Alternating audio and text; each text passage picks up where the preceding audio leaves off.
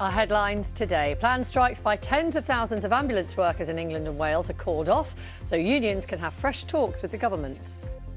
More leaked WhatsApp messages reveal the discussions within government after photos were published showing Matt Hancock kissing his aide during the pandemic. Inches from tragedy, a fresh warning over level crossing safety after a heart-stopping near miss. A ceremony takes place in Jerusalem to consecrate the oil which will be used to anoint King Charles during his coronation. Good morning. A medal rush for Britain at the European Indoor Athletics and drama on the final bend as Neil Gawley had gold in his sights in the 1500 metres but couldn't quite get past the Olympic champion in the end. See what's happening in the papers on this Saturday morning at 18 minutes past 6. So Boris Johnson leading a lot of the press coverage. Guardian writes the committee investigating whether the former Prime Minister misled MPs over lockdown parties has found evidence that he and his aides almost certainly knew they were breaking the rules. Meanwhile, the Daily Mail reports Mr Johnson feels vindicated and he's claiming there was no evidence that he lied to Parliament. Let's have a look at the Daily Telegraph. Of course, the source of more of Matt Hancock's WhatsApp messages. This morning, the paper messages reveal the former Health Secretary was at odds with them. Chancellor Rishi Sunak, then, of course, over lockdown measures with Mr Hancock in favour of higher curbs. And the picture on the front page of The Times shows the Queen Consort with Fiona Bruce on an episode of Antiques Roadshow. During the programme, which is on BBC One tomorrow, Camilla asks experts to look at some of her personal items. You can't quite work out what's being held up there. I do have The Times here in front of me. What is it? Well, I don't know. Ah. It says here that she asks experts to assess personal items which include a silver snuff box and a book, but that's neither of those. Well, maybe she was dangling the silver snuff box. Maybe that's what it was. It looks more like a bauble to me, though. We don't know.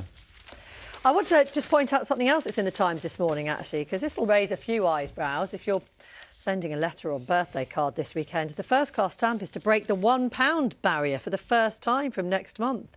So the cost of a first-class stamp going up by 15p. It'll now cost you £1.10p to send your first-class stamp. And there's the new stamps with the image of King Charles on the front. Second-class stamps going up by 7p to 75p. And if you want to send us a letter telling us about the cost of stamps... That would be really nice. It's going to cost quite a lot of money, isn't it? Well, it is. That's one of the problems. That's why people don't send letters in. I'd quite like to get a letter. If someone wants to send a letter into BBC Breakfast, I'd quite like to get a letter. I occasionally get letters. Do you? Yeah. About what? Well, usually things I've said on the radio that they don't agree with. Well, I'll be happy to receive a letter. If anyone says a letter, I'm sorry, it's going to cost £1, but you can send it second class. Are you really worth £1.10? Not just £1, Charlie. £1.10. There's an article about... this is about when the drive-in started. The drive-in restaurant first began in the UK. Yeah. You can't really see this, so I'll put it down. But here's a question for you this morning, Rachel.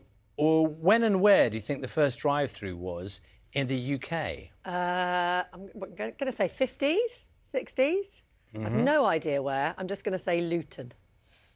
OK, well, you're wrong and you're wrong. So the concept didn't cross the Atlantic in America since 1947. 47? 47. That wasn't miles off. No, that was in America. Oh, OK. So in the UK, not until 1986. Really? And the first one was in Manchester. Oh. It was at McDonald's, the first drive-through in Manchester, and a few years later, apparently there's one customer said it was a wacky idea, and people have been very suspicious of the technology. And now, in the UK, 2,256 drive-throughs in Britain. I thought there might be more than that, actually. Yeah. So 2,200 drive-throughs now, and yeah, very expensive apparently for these restaurants to run. Right. We had a very stressful drive-through experience where we were going through the major takeaway you'd expect, and with the 4 children in the back of the car, each one of them had a very specific amendment to their order, and consequently it took forever to send the order through, and the queue of cars behind us was not entirely appreciative. Option 2, don't go. By then we committed.